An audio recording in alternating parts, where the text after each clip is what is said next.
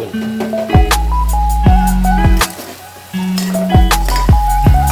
Mga lagyan natin ng konting sabaw. Lagyan natin ng sabaw mga bor. Sabaw. Tingnan natin mga bor. Tsaka tingnan natin. Pag okay na mga bor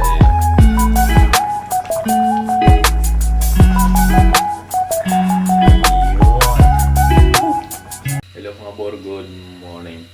For today's video and for today's vlog mga bor, magluluto na naman tayo ng chicken sa tanghon soup mga bor. Yung ating gagamitin yung manok dito mga bor, yung native chicken na naman bor. Kain na naman tayo ng native chicken mga bor. Ito natin yung ating mga sangkap mga bor. Let's go! Ito yung ating native chicken mga bor. Ito yung ating patatas sa tanghon. At saka ito yung ating cabbage mga bor, yung repolyo natin. Gigisa natin siya mga bor sa luya, bawang, at saka sibuyas mga bor. Alright. Start natin magluto mga bor. Maglalagay lang tayo dito ng ating mantika. Lalagay lang tayo ng mantika mga bor.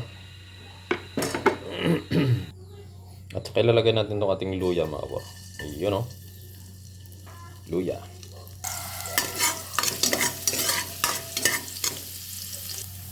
At ilalagay din natin itong ating bawang.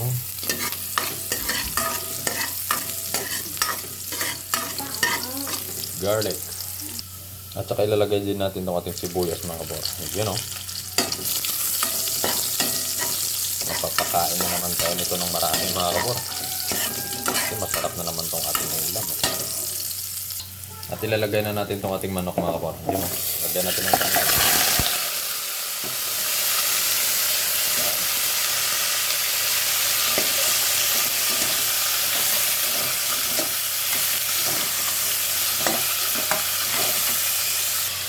At isasabay na natin itong ating patatas mga bor. Yan. Sabay natin ito kasi mga bor malambot naman itong ating manok. Kaya mahirapan na palambutin ito. Para sabay silang maluto mga bor. Alright. At maglalagay lang tayo mga bor ng kunting asin. Yun o. Asin. At gagamit din tayo dito mga bor ng bitchin. Yun. Kunti lang mga bor. Haluin natin. At takatakpan mo natin mga bor. Hintayin natin maluto yung kanyang mag golden brown yung ating chicken mga bor. Alright. Tingnan natin yung ating niluluto mga bor. Kung pwede na siyang lagyan ng sabaw. Alright. Ito. Ito natin. Yun. Pwede na ito mga bor. Lagyan natin ng konting sabaw mga bor. Lagyan natin ng sabaw mga bor. Ito, sabaw. Yun o. Higop naman tayo ng sabaw mga kabor. Alright. Takpan muna natin mga kabor. Hintayin natin kumulo. At saka lumambot yung ating patatas. Yung ating manok mga kabor. Alright. At tingnan na natin mga kabor kung ayan o, kumukulo na pala. Yun o. Wow. Kumukulo na yung ating niluluto mga kabor. Ilalagay na natin itong ating sutangon mga kabor.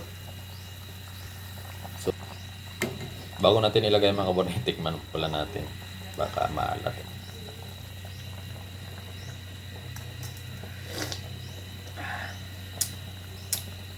Parang manok. Ilagay na natin itong ating sutangon mga kabor. Sutangon. Ilalagay na natin. Yun. Tamang-tama lang mo, maluto. Tsaka takpan mo natin. Takpan natin mga bor. Tingnan natin mga bor pag malambot na yung ating patatas. Tsaka ilalagay na natin itong ating repolyo mga bor, yung cabbage. Tingnan natin pag malambot na. Yun, pwede na ito mga bor. Ilagay natin itong ating repolyo mga bor. Ito. Yun. Repolyo, masarap ng mga gulay ito mga bor. May manok ka na, may gulay ka pa.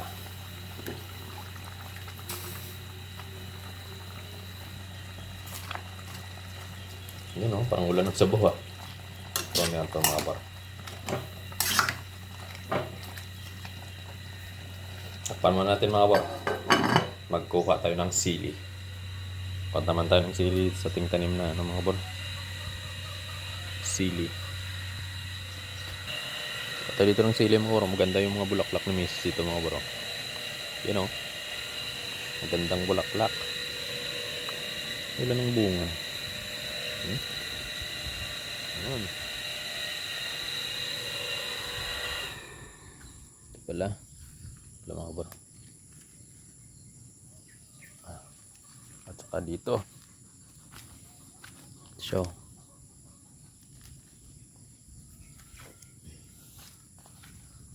Dito wala na.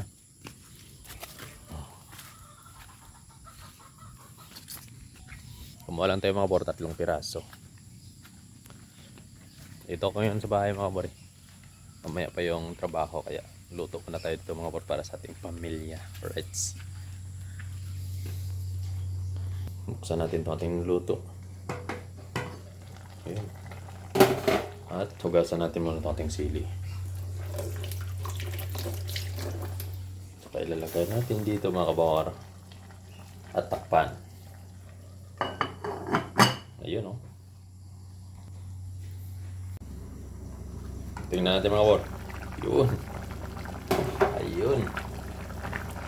At saka tikman natin. Pag okay na mga kabawar eh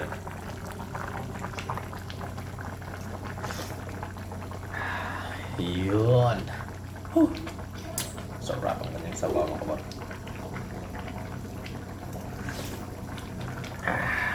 Okay na ito mga kabawar. Takpan na natin at luto na ang ating ulam. Kakain na tayo maya maya mga kabawar. Yun o.